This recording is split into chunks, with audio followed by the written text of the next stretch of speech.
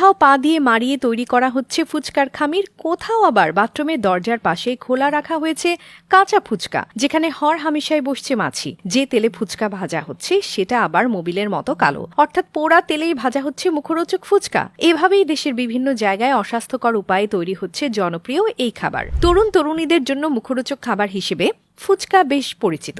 আজকাল অবসরে বা আড্ডায় টক ঝাল মিশ্রিত এই খাবারটি না হলে চলেই না, বিশেষ করে মেয়েদের এটি বেশি পছন্দ। তবে আপনি যদি ফুচকা তৈরির পদ্ধতি না জেনে থাকেন তাহলে এই ভিডিওটি আপনার জন্য, কারণ ভিডিওটি দেখার পর হয়তো কখনোই আর ফুচকা খেতে চাইবেন না।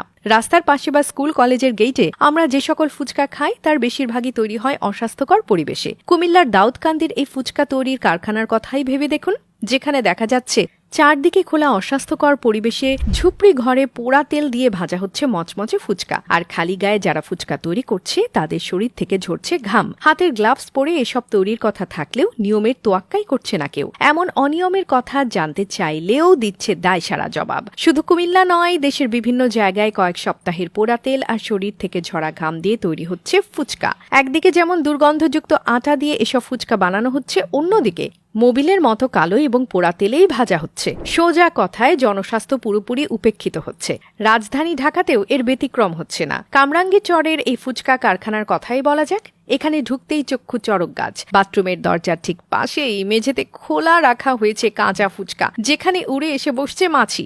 খামির বানাতে মেশানো হচ্ছে পোড়া পাম তেল। পাশের দৃশ্য আরো ভয়াবহ। পরিত্যক্ত বাথরুমের কমোডে ঘিরে রাখা হয়েছে ফুচকা তৈরির যত সরঞ্জাম। স্বাস্থ্যবিদদের মতে অস্বাস্থ্যকর এসব খাবার খেলে ডায়রিয়া, কলেরা, পেটের পীড়া ও কিডনিজনিত রোগ বাসা বাঁধে শরীরে। শুধু তাই না, মরণ ব্যাধি ক্যান্সারে আক্রান্ত হওয়ার ঝুঁকিও থাকে। বিশেষজ্ঞদের মতে ফুচকা, ভাজা, পরোটা সহ যেসব স্ট্রিট ফুড আমরা খাই সেগুলোর বেশিরভাগই দূষিত। এগুলোতে বিভিন্ন ধরনের জীবাণু, ক্যান্সারের উপাদান আছে। তবুও খাদ্য নিরাপত্তার বিষয়গুলো আগে থেকেই উপেক্ষিত, কারণ আইনের শাস্তির পরিমাণ অতি নগণ্য। এই অবস্থায় খাদ্য নিরাপত্তা আইন বাস্তবায়ন করা দরকার।